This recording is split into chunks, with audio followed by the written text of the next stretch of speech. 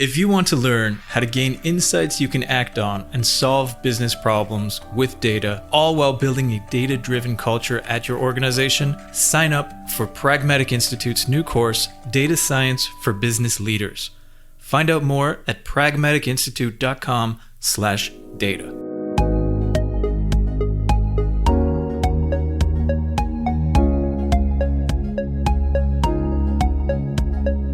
Welcome to Data Chats, a podcast by Pragmatic Institute and the Data Incubator, where we tackle data topics and trends with experts, industry leaders, instructors, and alumni.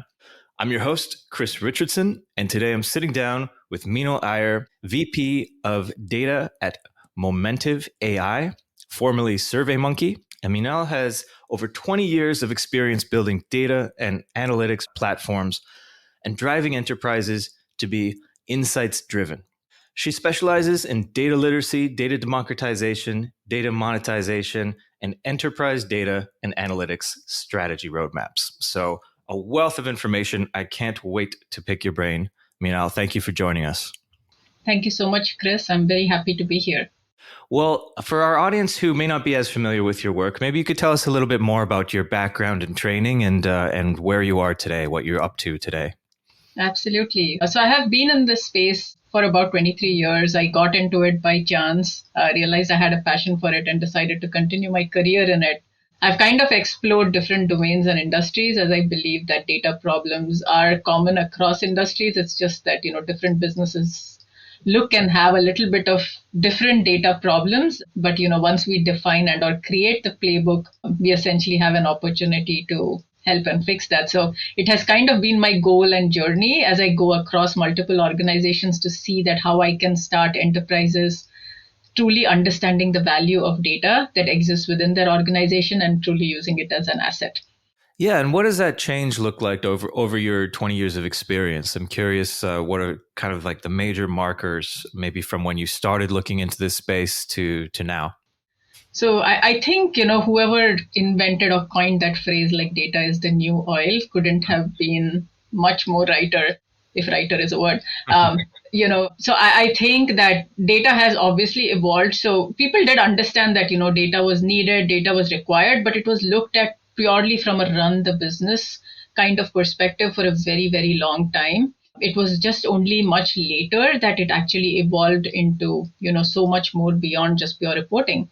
And what we could actually do with the data itself and what kind of insights we could derive out of it. And then not only insights, then how can we actually train that data to become more prescriptive for our organization and for us to be able to use this towards monetizing our data, building innovations out of our data, and then of course optimizing a lot of what we have in terms of operational efficiencies itself. So people just started realizing that just off late, and I see that evolution, once it started, it just kind of took on like crazy, and now it's kind of spread across, multiple industries in very, very varied fashions. But I see that being, the biggest evolution around. Of course, technology has also evolved very significantly based on that. So very excited to see, all of these new tools kind of coming up in ways in which we can actually optimize a lot of the processes which we used to think were routine and expected to do as part of the data process, so that we can actually focus on generating the value more than spending time on,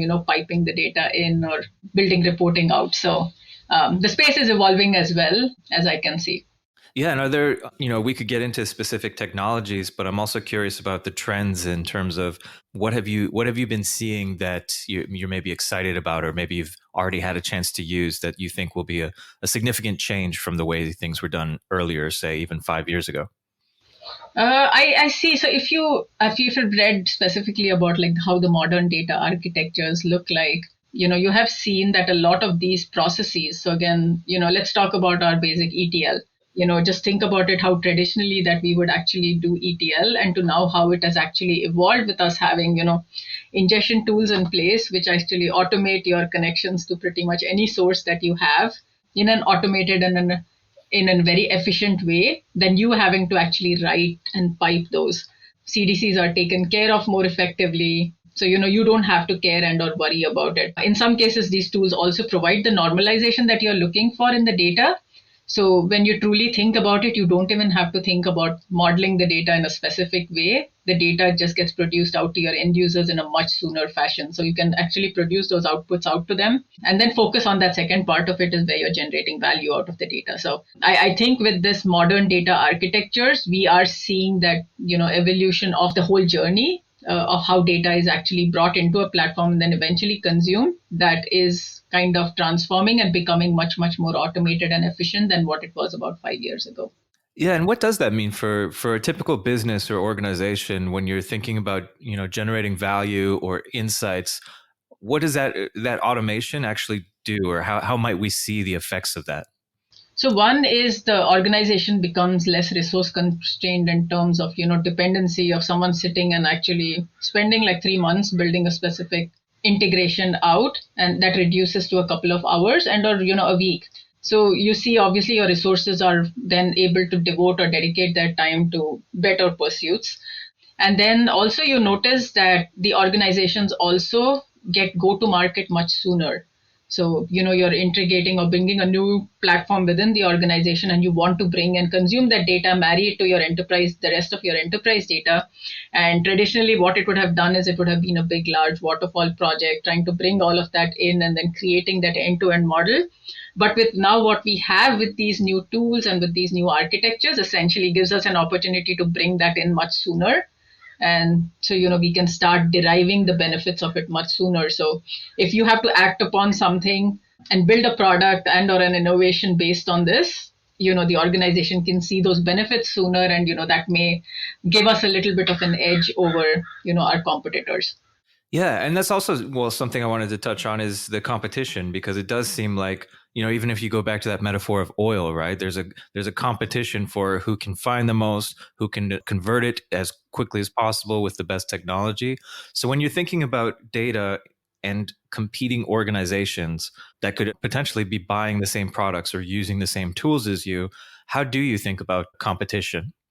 That's a very good question, actually. So we obviously have to know and understand that, we have great data leaders across multiple organizations. So I'm sure the competing organizations are thinking similarly in the best ways possible. Now, you can bring data in, leave it within your warehouse and still not create value out of it. So there is so much that happens once the data comes in, right? So the effectiveness of what you can do with the data once it comes in, and how easily and comfortably you can make that access available to your end users so that they can immediately benefit from it and then either create an innovation or a product or get an insight from it which tells them, okay, this is the next step of what we need to do. The much sooner that we can do that, that's where we kind of get our edge over the others. So for example, if my competitor also gets the data in a week and I get it in a week, but then I have my platform available, and I know we're going to talk about data democratization later, so I'll talk to you about the semantic or the business view layer, which kind of helps drive this kind of data sooner to the business and allows them to look at the data, analyze and pivot the data much, much more effectively and get to insights much sooner. I think that's the edge I believe, we can have over our competition by building that out more effectively. So one is where you bring the data in and then, just tell the user, okay, go ahead and use it. But then truly having built that end layer out, which they are exposed to in a way that makes it easy for them to look at that data and make sense out of it, I think that gives the edge. Yeah, and let's jump into democratization. I'm sure people have heard of data democratization, but I don't necessarily know if there's an agreed upon understanding, especially for all of our listeners. I'm sure some people have more familiarity than others. So, what is data democratization, and then how do you see that playing into a situation like you're describing? So when I think about data democratization, and I know most of the world basically thinks, since we talk about democratization, they think about freedom of access, right? Mm-hmm. But it's not necessarily only freedom of data access. It is how comfortable that data is to access, the tools that you provide to get access to that data, and then the culture you develop in terms of how the data truly should be used so that it actually can make sense for you. So data literacy and data democratization goes so hand in hand, because without that true data culture, you cannot see the value of data democratization. So you can provide the full data access, but without that full education of the organization, you truly don't get the full value of what you're trying to actually go and build out. Yeah, and what are some of the pros and cons, or maybe to think of it another way, what are some of the potential flaws or issues you could run into when you're trying to work with data democratization? I wouldn't call. So one thing we of course run into is, so obviously governance is a big part of it. Security, privacy is a very, very big part of it. And that is something that has to be taken into account, as we build these data platforms out. So I wouldn't necessarily call it as an issue. I would call it as a nice data challenge to have as to how you can actually control the data that you have within the organization in a way that, the integrity of that data is maintained, and your end users still have the ability to be able to access the data as they want to look at it. So there are ways in which you can anonymize the data, there are ways in which you can tokenize the data and still provide that access and the usage for the end user. So there are, yes, it is a little bit of a challenge doing that and then managing it and then still servicing all the needs and making sure, we go to market as quickly as possible. But, though there are solutions and there are ways to actually effectively manage that. So as a data leader, it's our responsibility also to be very, very cognizant of the fact that that access control is essentially something that we have to take very, very, we have to adhere to very strongly. And we basically own that data and ensure that, we manage that very, very securely. So for me, that has traditionally been the big challenge. The second one is that if you don't actually have executive sponsorship on the strategy that you build out, right? So you built an enterprise data strategy, but you haven't yet truly roadshowed it and publicized it across the organization, and you don't have fully the support of the full organization, then the big challenge you can run into is essentially getting the adoption of once this platform basically starts getting built out. So again, big part of data democratization is also that culture and how you educate the organization and why this is the right way and this is the right thing to the right place to get your data from, essentially. So there is a lot of that. So those primarily have been my larger and bigger challenges more than anything else. Yeah, I'm curious if you could go into that a little bit more, especially at a high level. What do we mean when we're talking about data strategies? So, as VP of data at Momentive, what are some of the high level ways that you're approaching strategy or thinking about strategy?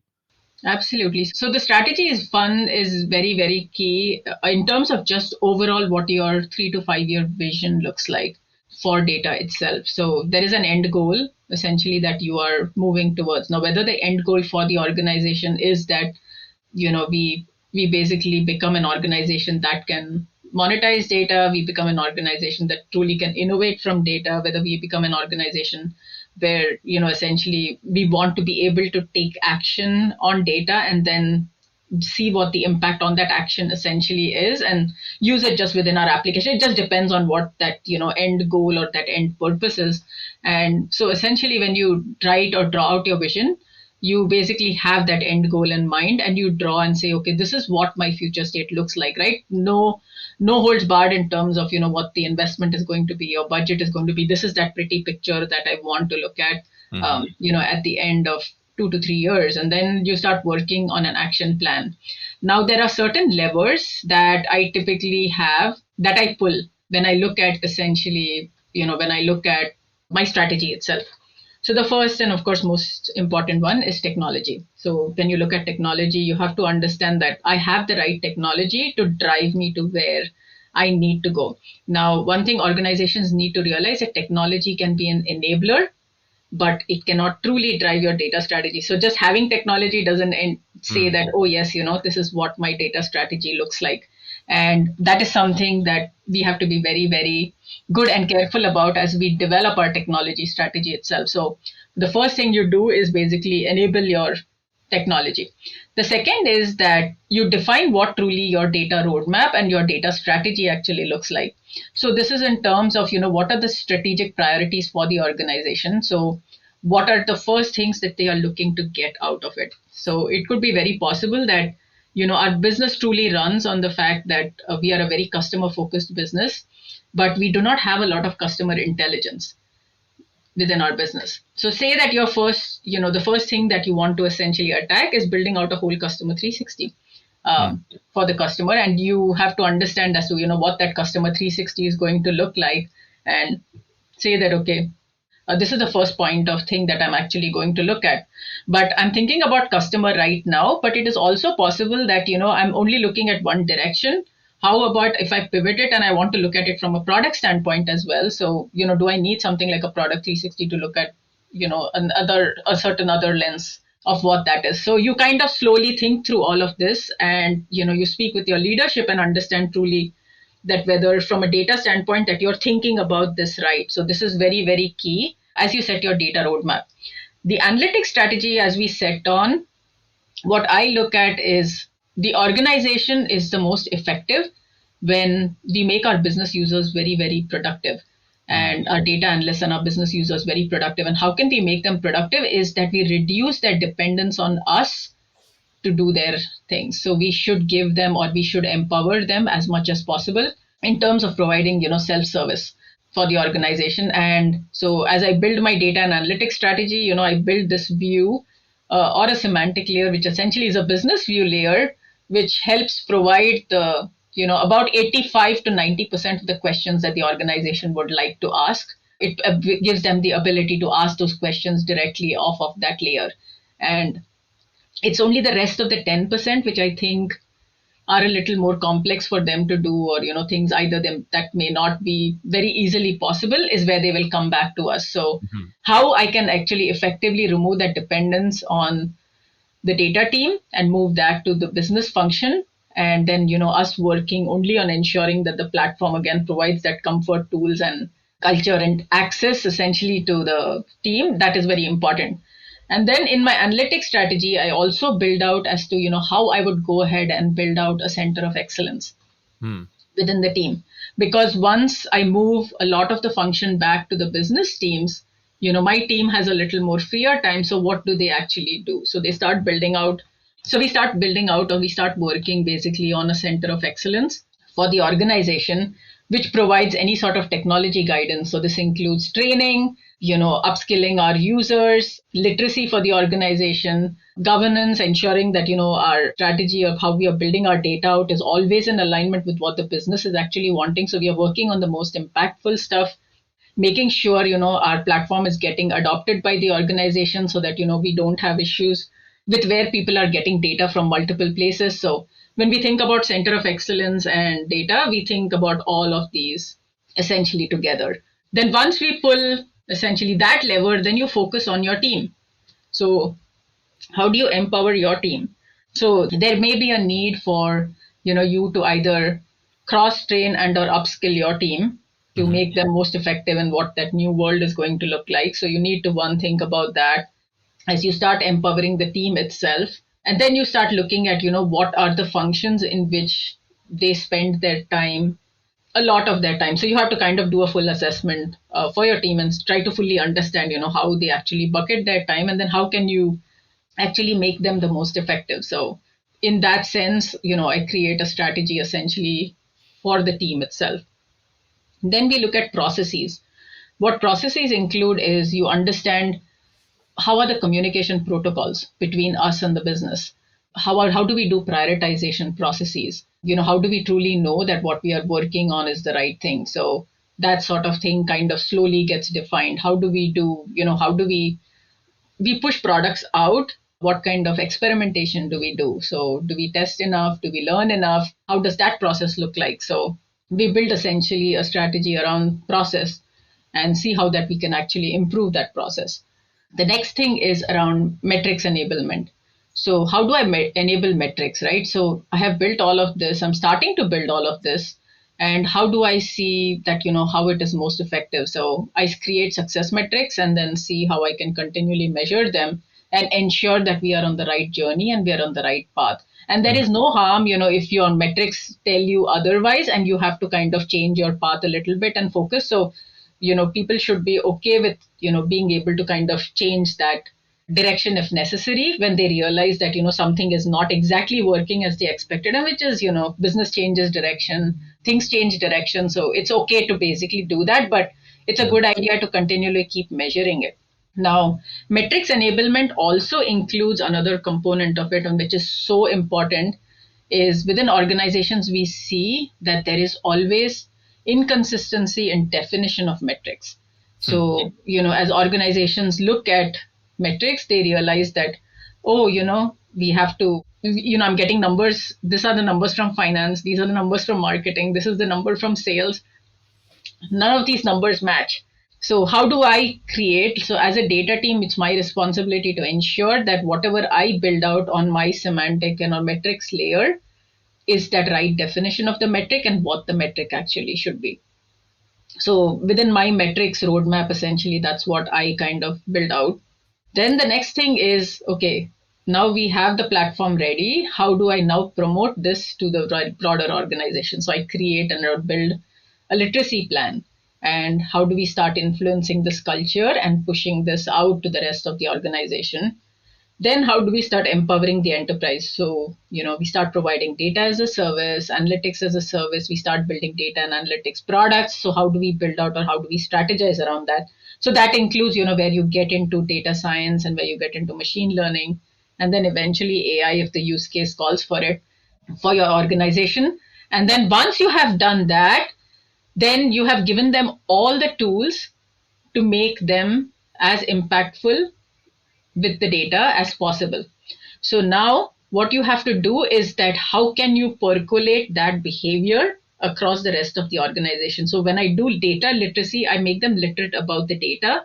Now we have to make them literate about how insights driven, how can you make the organization insights driven as a literacy program. So, that's where you get the rest of the organization involved with whatever you are doing. And then the culture of the organization becomes such that everything is driven through data and everything is driven through insights rather than, I'm not saying gut feel will go away, but, rather than just focusing on gut, you kind of, go and prove everything through data itself. So you change the mindset and you move the organization slowly towards innovation. So when you start this journey, essentially, you take each of these levers, you play around with them, and you say, okay, each of these are going to be impacted in this fashion. And as you build your 3-year roadmap out, you have a vision of what the end state for each of these look like. And then you have your 1-year action plan or an 18-month action plan as to what the near term is going to look like as you slowly move towards that final vision. I mean, that's a great layout. Of anyone listening can literally just start thinking about their strategy from what you've said. So I really appreciate the detail you've given there. I wonder, are there, assuming that you have a great strategy laid out in a clear way, like you've just said, what in your experience are more likely setbacks or roadblocks that may occur? Like, are there common things that you've seen more than once to prevent a strategy from happening the way you had hoped? Yep, many of them actually, unfortunately. So one thing I realized is, and I realized it thankfully early on so that I could actually shift the way I even presented the strategy itself, is that the upper level executives get it. And I have full alignment from them in terms of, yes, we want you to go ahead with this. But when you get to the lower level, that is management and mid-management and below, you realize that the bottom, like those folks, essentially, for them, all of this is very different, right? It creates job insecurity. It creates where, they are like, this has been working for so long. Why are you asking us to change this? Now, if we do this, then this is where we spend 70% of our day. What are we going to do with what are we going to do with all this time that we have now? And what that causes is a lot of pushback as we go and start implementing this. So the one thing I learned over time is that you need to start looking for champions within the organization itself, because you as a leader sometimes, and I'm not saying we don't have the perspective, it's just that we are not grassroots sometimes. We are not able to truly articulate and tell them exactly how we are going to be able to address and fix. And the best way to do that is essentially to get a champion. And you find champions within the organizations. Typically, they tend to be power users. They tend to be, extensive data users. And you look for opportunities with them where you can showcase to them that something that they are working on or doing right now could so easily be done by, how you are telling them to go ahead and do it. And you make them the person who goes and champions your cause to, their teams and to the rest of the organization. And for most part, that has that has worked out. So I would say, about 90% of the time it has worked out. The 10% it didn't work out is that, unfortunately my champion left. And so I had to go and find another champion and go back and revisit the project. But for most part, we have to understand that when we are solving for this, we are actually solving for that organization who does the real work, and not truly only for the executives and for people who look at that end state vision and say, yes, that's a very pretty picture. So that is so key and so important to know and understand. It was a learning that happened for me across time. And, it is something that I would encourage everyone to think about and look at as they build their strategy out. Yeah, and so as you said, there can be issues in getting everyone to see the same picture and in some cases to upskill where you want to upskill. I've heard a lot of people lately be talking about centers of excellence, and I wonder how you use those most effectively. So centers of excellence, okay. So within organizations, they're used in a little bit of different ways, right? So some organizations, what they do is they create those center of excellences within their business units itself. And those centers of excellence, essentially what they do is someone within the organization, for example, if they have something they want to know about sales, and they don't know how to get it out of the data system, then they reach out to this center of excellence within sales itself, and they basically get their answer for it, right? So now the center of excellence for sales essentially is still pulling out of this core data platform, but the other team essentially is reaching out directly to these folks rather than reaching out to the data team itself. So there are organizations where this is a very decentralized form of center of excellence, but then there are organizations where the center of excellence resides within the data team itself. So the data team itself has all the knowledge that is essential for the business. And if they have things that they are not fully aware of or know, then they reach out to the business teams, get the answer, and then they reach out back to these teams. So not saying one is good versus the other. I think both work very, very effectively. But the function or the charter of the Center of Excellence teams essentially is to basically ensure one is full adoption of the data itself as it is provided in the right fashion and in the right manner. So they have to ensure that whatever gets produced out or whatever they are producing is a validated and a governed data set rather than it just being something that they have just pulled in together. So that is very, very key and very important in terms of what they need to do. Second is that they have a very good understanding of the technology that is being used across the enterprise and within their teams itself. And of course, I mentioned during my data democratization, when I described it, tools is a very key part of it. And they are fully aware of all the different tools in use within the organization, and they know exactly how to provide guidance based on those specific tools itself. Third thing they provide is a lot of coaching and training. So, coaching for either within their teams or within the broader organization itself. They provide essentially that coaching and training, and they help it to kind of permeate within the organization itself. They also own like your best practices in terms of how to get to stuff. So for example, if we already have a validated set of data for our financial reporting, don't go back and recreate it. We already have this, so we can just pull out of this existing set. So they have a lot of that. So when you think about the excellence, they kind of have a full view and a full picture of everything from a data standpoint that is happening within the organization, and they would be the best bet to get answers to anything that you are looking for, essentially. Now, the intent is not for them to sit and produce reports and generate those kind of artifacts.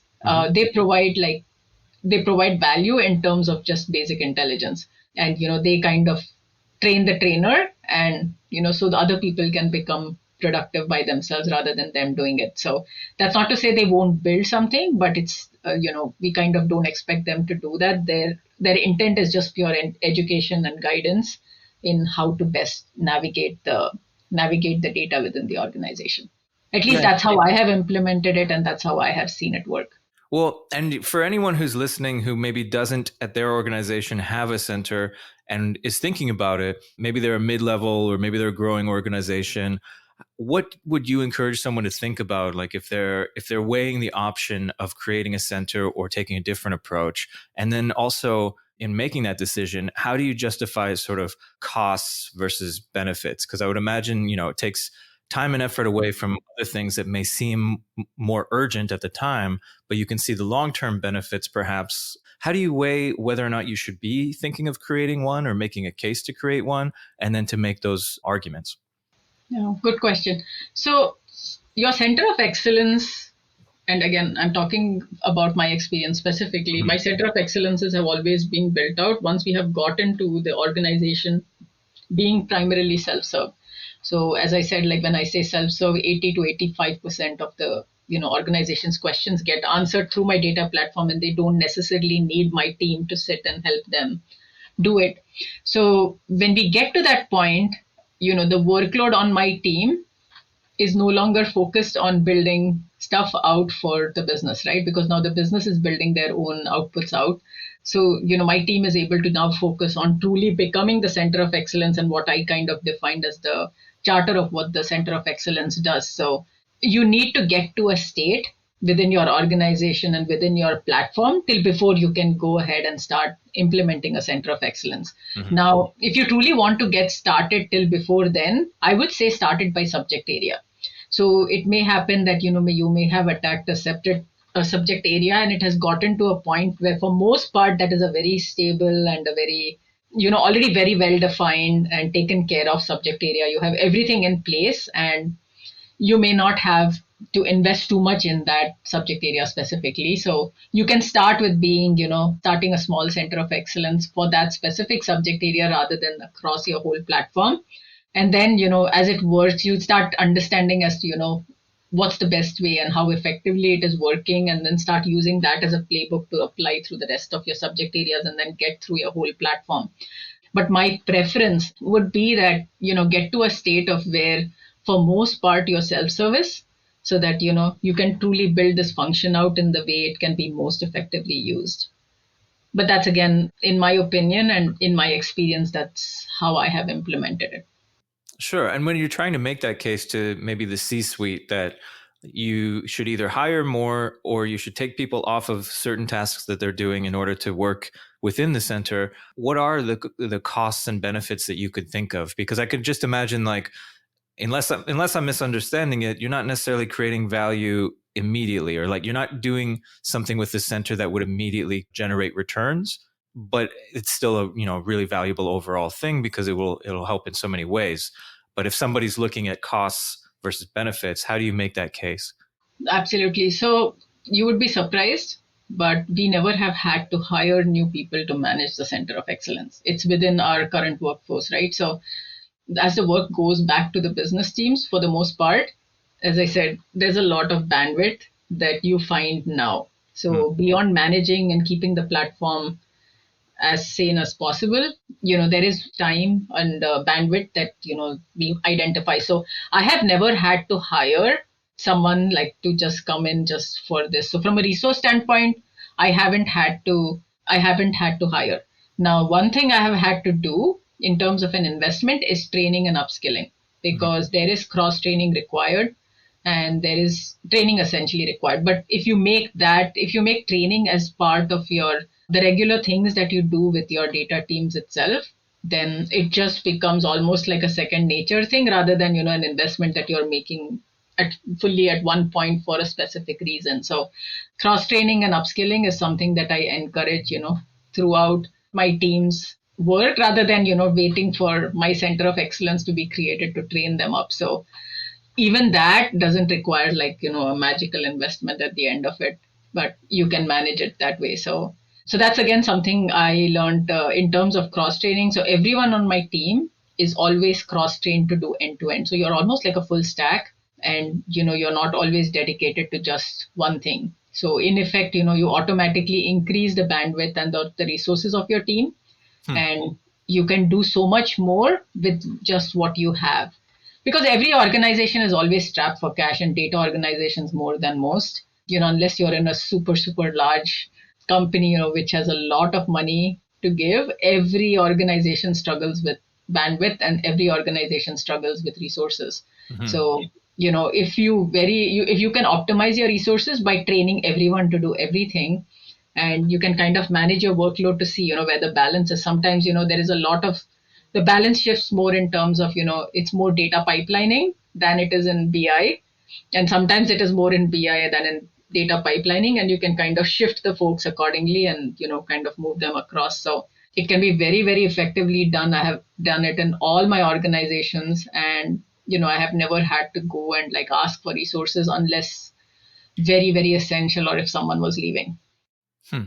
Well, that's good to know. I mean, I'm glad that you've had that kind of experience, and it seems like it's a fairly easy case to make it when you do it like you've just done. So it seems, if the situation calls for it, like a no-brainer. This would be a valuable thing to have within an organization. And I'm curious, related to that, you spoke about data literacy, making sure that everybody is kind of familiar with the data that's available and able to use it to its full effect. But at the same time, I know that there are considerations like privacy and personally identifiable information and these kinds of things where you probably don't want everybody accessing all the data, even if they know that it exists. And I wonder how Mhm. you kind of balance that. So I can see on one level, thinking of data democracy as, at least within an organization, everyone knows where the data is, can access it, all that kind of stuff, which is great. But on the other hand, yeah, you don't want certain people, I would imagine, accessing all the data or manipulating it in certain ways. So how do you kind of weigh those pros and cons of sharing data, but also maintaining privacy and confidentiality and these kinds of concerns?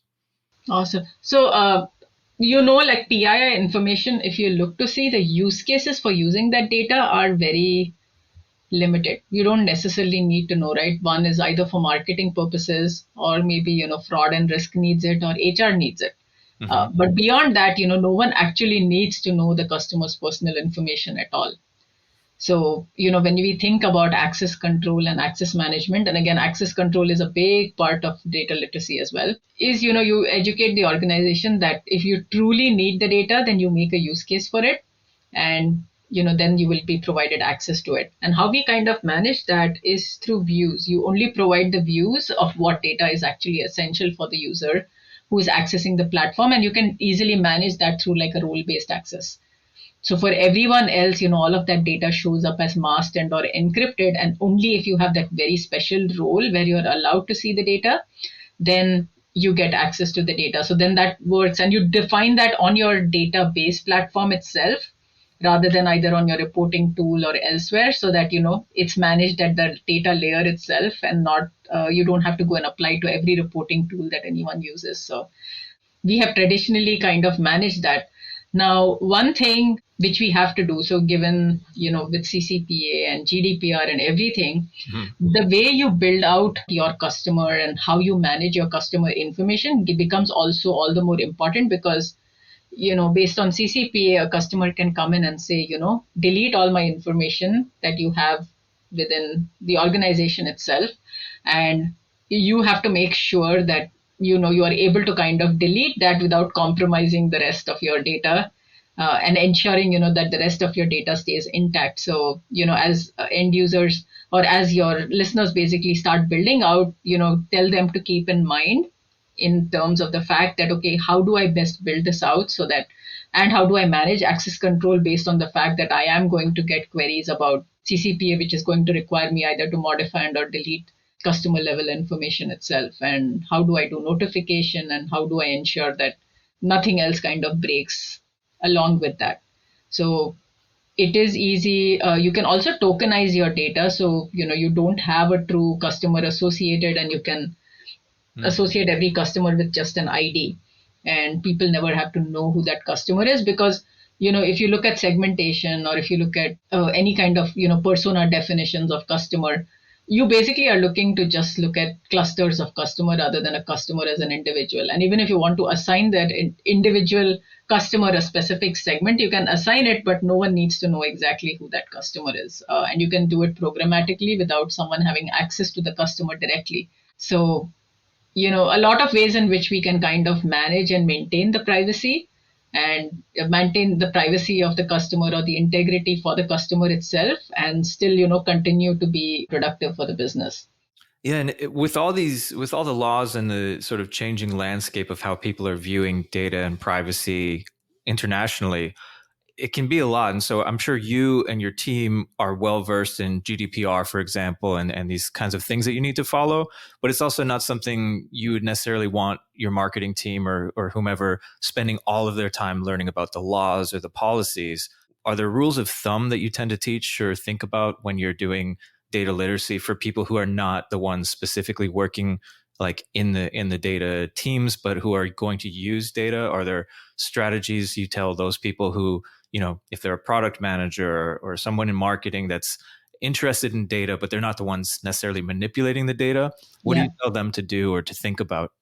So we tell them about the fact. So at least at a very high level, they need to understand what the laws of the land are in terms of customer itself, right? And that is very key for them to know. And we advise them. So as part of the data literacy, the education is more around that if they need access to that data, then what is the way to get it? And that way is not simple, right? You have to truly define the use case. It has to obviously get signed up by someone VP and above, and it has of course to be approved by our privacy officers to say that yes, this is data that they can actually access, and this is a valid use case that we want to use it for. Because if they use it otherwise, then we are in kind of violation. So Yeah.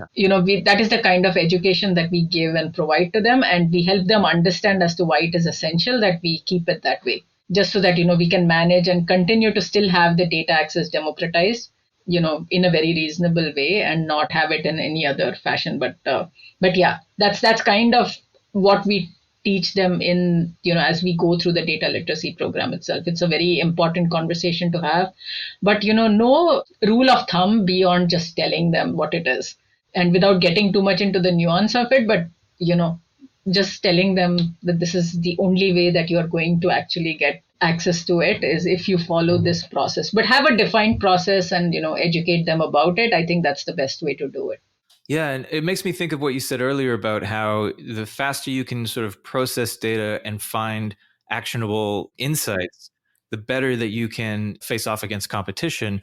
And yet, if you are, kind of putting these layers in between to, as you should, as you mentioned, to make sure that user data is not being used in ways that it shouldn't be and that use cases are well defined, that seems like that could slow down the use of or the access to insight. I don't think so. Like, if you think about it, right? So as I said, we have your very defined use cases and where you truly need customer PII information, right? Because that's the most sensitive data, and that's where everyone starts challenging us. So if you think about it, marketing for marketing purposes, sales maybe because they have to sell the product itself. You have HR. HR may need access to information if employees are part of the customer group. And then you may need for fraud and risk, finance, fraud and risk. But if you look, those use cases are very, very specific.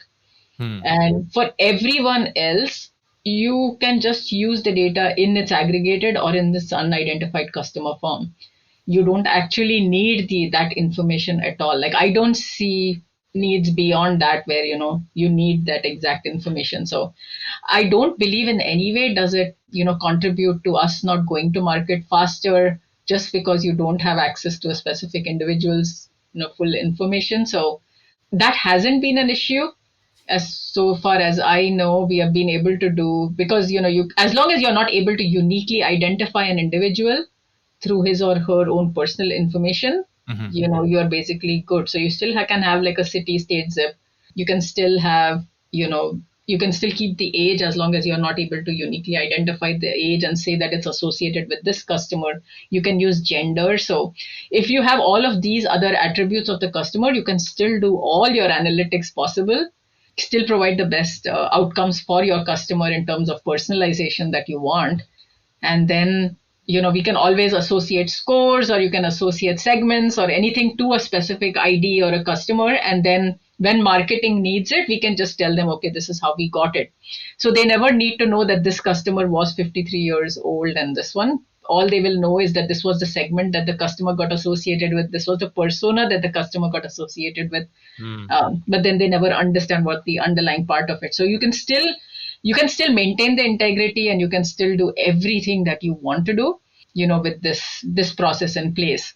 And the process works once, and then you go every year and kind of revisit it and see that still that basically it applies. But I haven't found anyone complaining much about that specifically, where it actually reduces productivity itself. But yes, you have to make sure, again, education of it is so important, right? And then having a process where they very clearly know as to what they need to do to get access to something. So if we do that effectively, I believe that, we can reduce that pain point for the end users for sure. Yeah, well, that sounds very promising, especially to people who might be hesitant or who might worry about that. What you've just laid out, is really good to know that you can both be quick and actionable, but also following the rules as we should be. So it seems like, I mean, it seems like you have a great strategy laid out, and then when that's executed well, you can be fast and do everything ethically and within the rules. So I mean, that's definitely, I think, what most listeners would strive for. And as they've been listening today, there's lots to go on. I'm sure people are, or if if they've been listening to this and they're in related fields, they'll be taking notes and have lots of action items. What would you encourage people to do who are listening, who want to just start today or within the next 24 hours, make some significant impact in how they're thinking about data democratization at their organizations? What are one or two things that they could be doing today to have an impact? So the first thing I would tell them is define what data democratization truly means to you.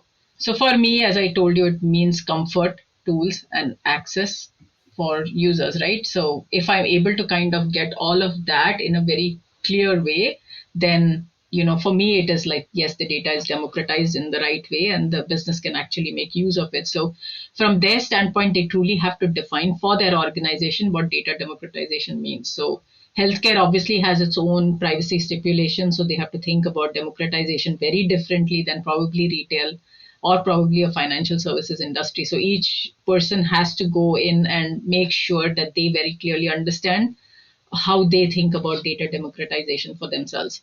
The second is, and it's something I mentioned earlier as well, technology is an enabler.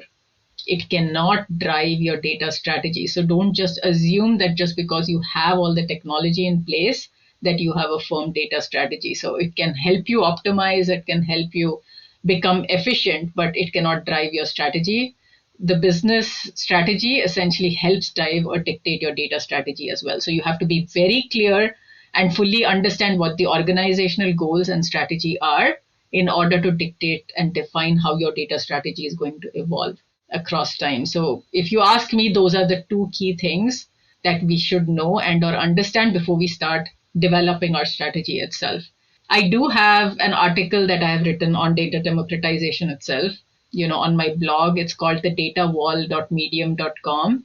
And, do go ahead and check it out. I have put a blurb about the semantic layer as well. So, added checklists for both of them. So if it's convenient, you all can at least know which are the boxes essentially that we all have each checked out. And then, what is there that is still needed to work on. I'm working on the next blog for, how to build out a strategy itself. So that should be hopefully coming soon. Perfect. And that's what I was going to ask you about as well. So there's the Medium page that we'll link to in our notes. How else, if people are looking to potentially contact you or just follow you, where would they check out? Yeah, so I think LinkedIn is probably the best bet in terms of how they can actually reach out to me. So I would probably just put a link to my LinkedIn as well, and that's there on my Medium blog as well. So Perfect. Well, it's been great talking to you and thinking about data strategies. I really do appreciate the time that you've taken and the insights you've given. Yeah, is there anything else that you want people to be thinking about or looking out for as they start to more fully flesh out their ideas around data and democracy? So first of all, thank you so much, Chris, for inviting me on this. I absolutely enjoyed the conversation and all the questions you had. All I want to tell folks is that, and I'm not trying to say it's easy, it's all possible, okay? You will find a way to basically get your strategy done and to get to your vision of what you want in a data strategy itself. In some cases, you really have to do some out of the box and creative thinking as to how it's going to work for your organization. But oh my God, it's absolutely doable. So I just wish everyone the best. And please do feel free to reach out if you have questions about very specific areas of the strategy that I can help and or assist with. Well, it's excellent and inspiring advice. I thank you very much. Thank you. Thank you so much.